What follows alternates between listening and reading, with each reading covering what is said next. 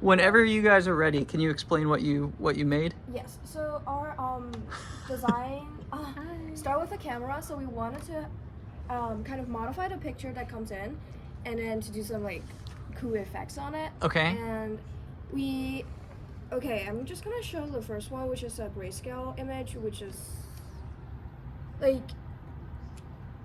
So you took the RGB color image and turned it grayscale. Yes, and this is the necessary step to go into the second one we're gonna show, which is the Sobel edge detection filter. Oh, look at that! That you're having. But it's shifting. It's a sliding window thing that. We use a line buffer. Yes. Oh, I see. So the whole image is sort of sliding. Yes, a little bit. Okay, we'll call that a feature. And then. Yes. Okay. We can kind of just move around different filters right here.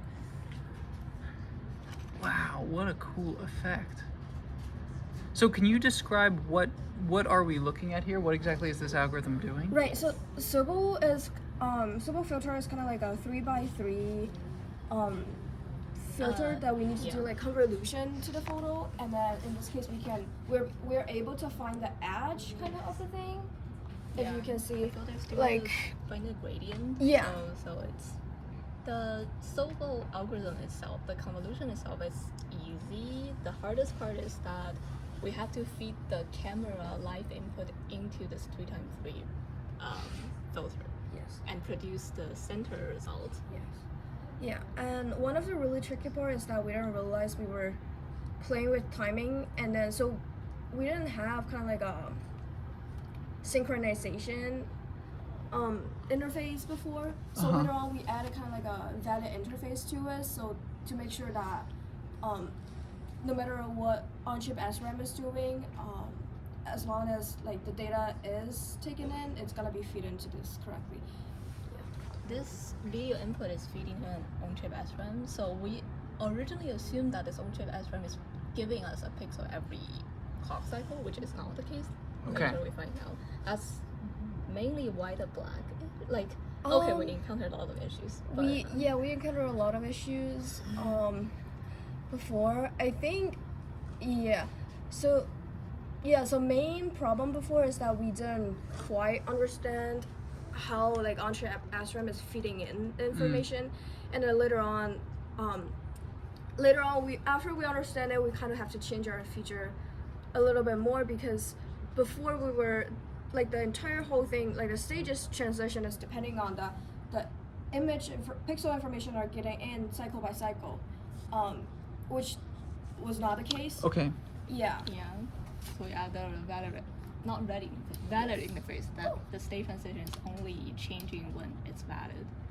Okay. When there is an on-chip SRAM input. So can you help me understand sort of the order of operations that occurs here with regard to the data? So so the data from the camera goes into on-chip SRAM, Yes. is that correct? Yes. And then do you read out of that on-chip SRAM and apply this convolutional filter? Yes. So Okay. out of on-chip SRAM and then going to this grayscale.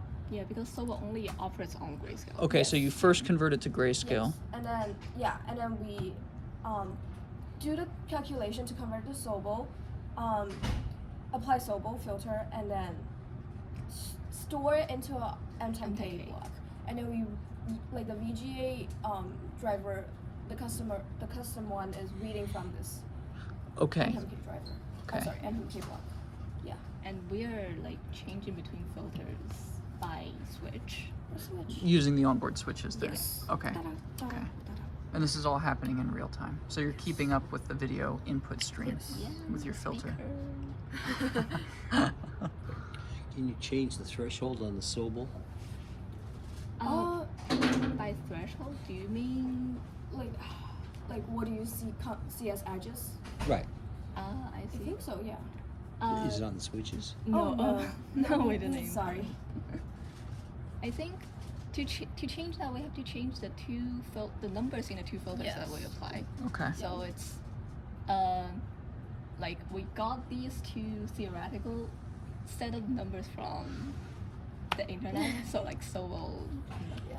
But it shouldn't be a hard change because it's just like inputting several numbers. But the Sobel filter is just ones and zeros, right?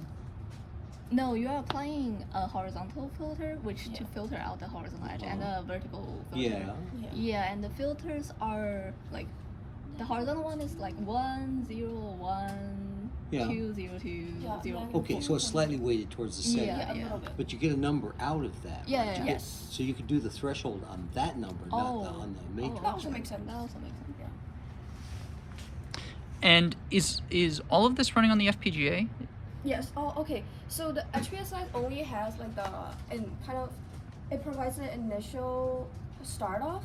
Okay. Other than that, you can see like this is going. No. This is already going to like the. Oh, I see. So Yeah. there's nothing. There's no nothing. program running on the HPS at the Yes. moment. So everything we're seeing is being done by the Yes. FPGA.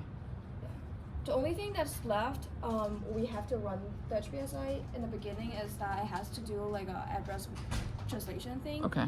Other than that, like everything is.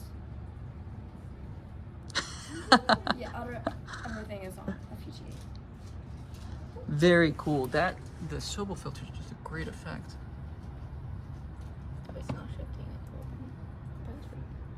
Oh, also these images are divided by 2 because of VGA configuration. We that tried did. a little bit, but couldn't get it. Sure. Okay. There's just 2 copies.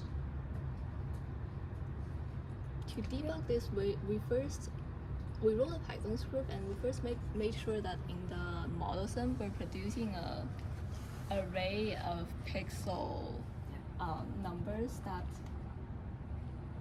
like, and we put it into the Python to produce an edge image and make sure that matches what a pure Python Okay. Sobel filter. Yeah, we have we basically, except for on-chip SRAM and the VGA, we have our entire design in model so that we can like simulate it. Oh, I see. So you can export data from ModelSim Yes. and Yeah. And use test Python to that. draw the image Yes. that ModelSim generated. Yeah. Wow. Okay. Really nice. Thank you both. That's a really cool effect. The lights look cool. Oh yeah, that's true. It's interesting how recognizable faces remain even with all that information gone. Isn't it though? Yeah. It's really remarkable. It's just one bit. Oh, your eyes also. Cool. Thank you both. Thank you.